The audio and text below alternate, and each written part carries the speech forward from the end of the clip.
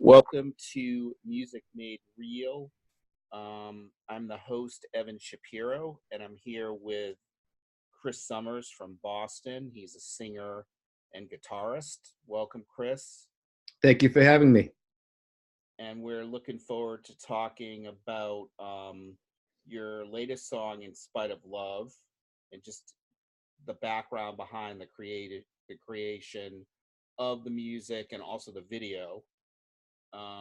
And also just maybe we'll get a little bit into your background just in terms of how you started out in music, if you're okay with that. And so why don't we start with that? So basically, obviously, you've been singing and playing guitar for a long time. How did that kind of come about? Just as a kid, watching MTV and decided that being a rock star looked like a cool thing to do. And I always loved music. So, that was back when all the magazines, you'd buy the magazines and see everything and the posters, and the Guitar Heroes were real, popular at the time. So I started playing guitar, and my dad took me to an Eric Clapton concert, and that was pretty much it. Started from there with bands and eventually started to write songs, and that's how it grew.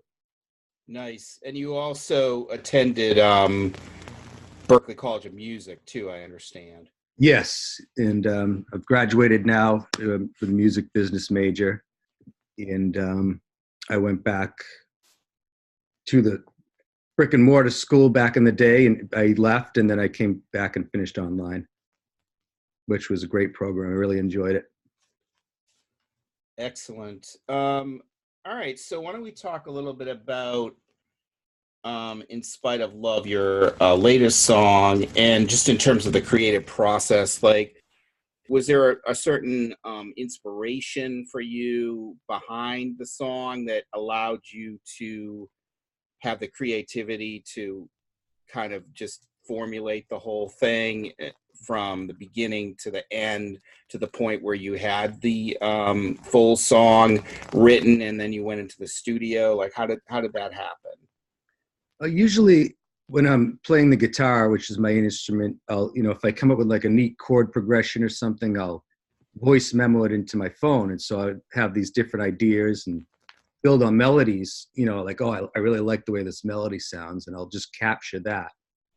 So I put together, I had a verse, and then I had a chorus that worked together with the melody. And I was actually at Berklee taking a course for a Logic Pro. So they were I put I arranged the song. So I said, this is how long it's going to be, and put down the basic chord structure. And then once that was kind of put together, I then built on it, adding synths, adding, percussion, harmonies, things like that. And then when the music was completed, I started to get into the vocals. Nice. And then did you already have a studio lined up, or did you have to find the studio in terms of just the actual recording, or do you have a home studio?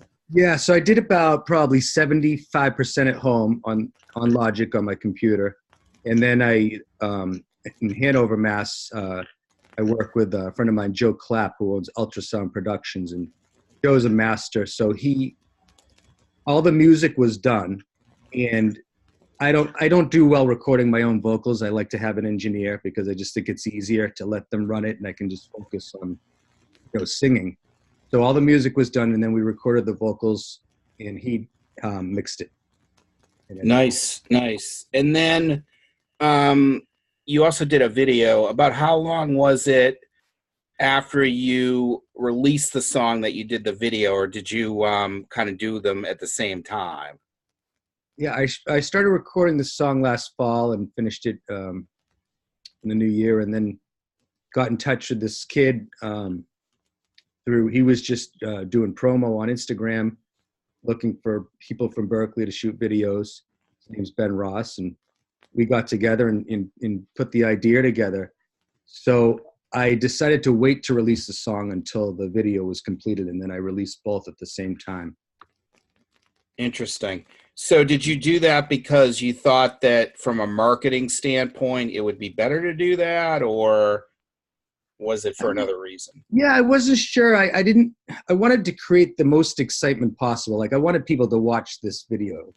So I felt if I put the song out and people already heard the song, maybe they wouldn't be as excited to hear the video. If it was something that was brand new, then it would, attract them, new song and new visuals, which, because I've never done a video before, this was the first one. I've always just released singles.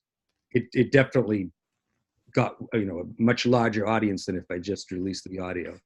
Mm-hmm. Interesting.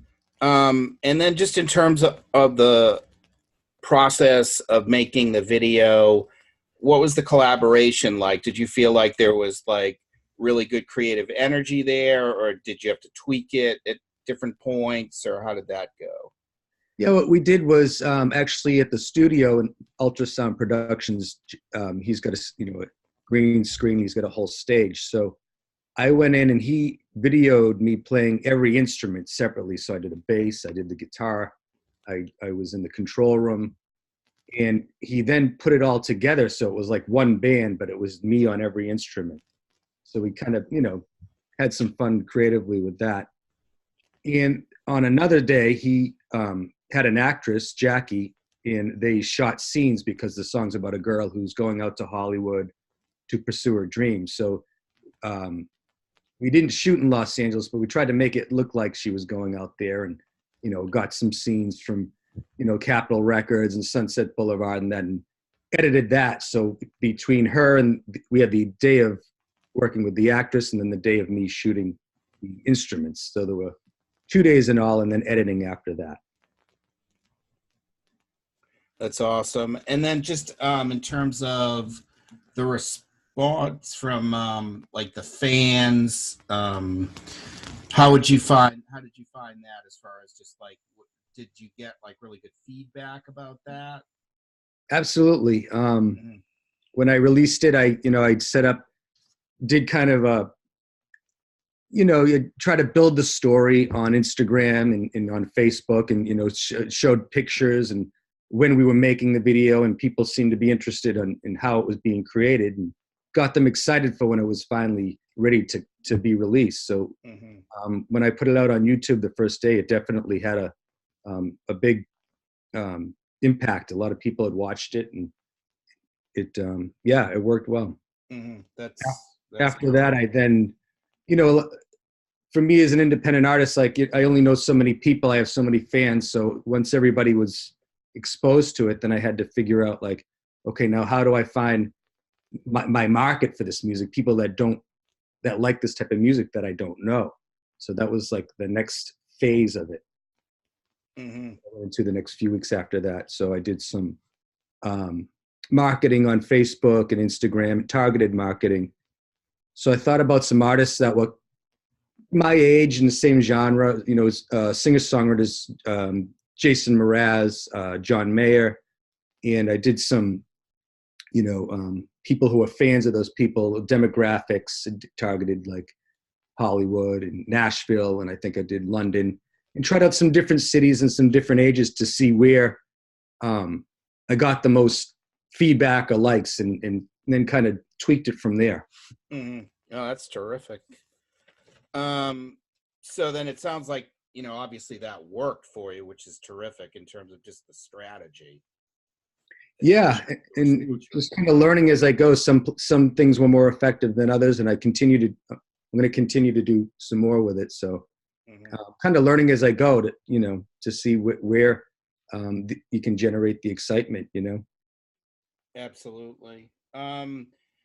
So you also have it on Spotify, and you've been getting a lot of plays there with the song at this point.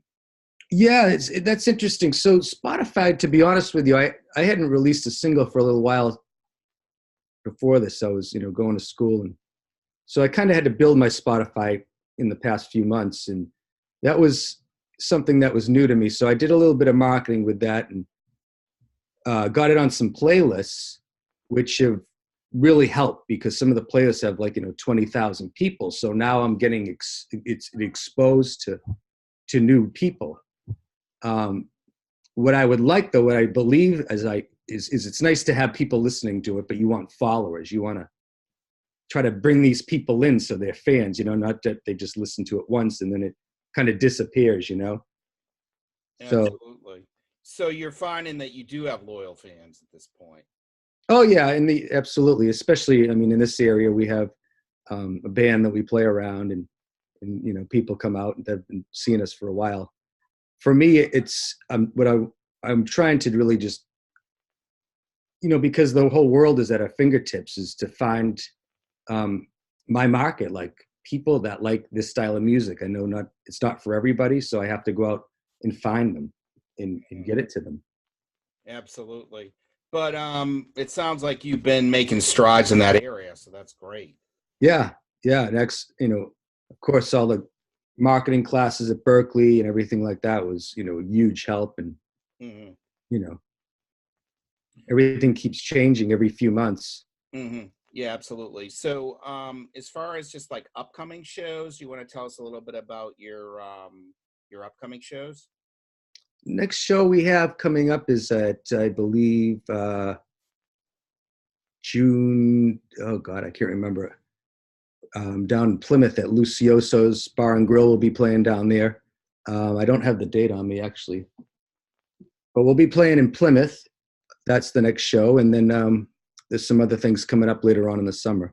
Hmm. So I've been focusing right now more on getting ready for the next single. I've got that one about three-quarters ready, and I want to get that out, and then probably do another video this summer for it.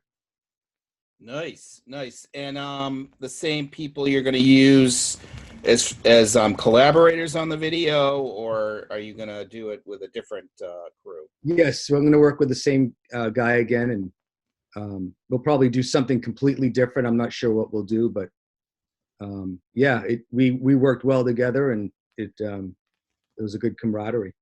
Awesome, awesome. So, how can people find you as far as just like your website, your YouTube, your Facebook, different places that people can connect with you and also discover your music? My website is krissummers.com. It's KrisSomers. And I'm also on Spotify and Apple Music, and I have a YouTube page as well. So if you go to my webpage, all the social media links are right there, and you can connect there and register your email too. Awesome, awesome. And just stylistically, how do you see yourself fitting in? You know, like do you see yourself as pop, rock, or like what what particular genre would you say your music I would say, yeah, singer songwriter. is? Hmm. The next song's got a little. It's some more electronics in it. It's a little bit.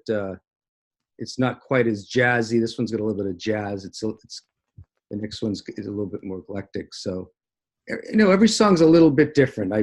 I wouldn't say all my songs are exactly right in the kind of the same, like just acoustic driven or rock driven. Some have, you know, a lot of electronics. Some might be more just organic acoustic guitar. So kind of, you know, I just love to play with all the different tools, whatever's inspiring me at the time. Awesome. Well, thanks so much for coming out. As you know, I'm just starting this, website and the show, and I really appreciate it. And maybe at some point you'll come back when you. Absolutely. Thank you for having me, Evan. Absolutely. All right, and this has been Music Made Real with your host Evan Shapiro, and Kris Summers is our guest today. And thank you so much, Kris. And we'll keep in touch. All right, man. Thanks a lot. Yeah, bye. All right.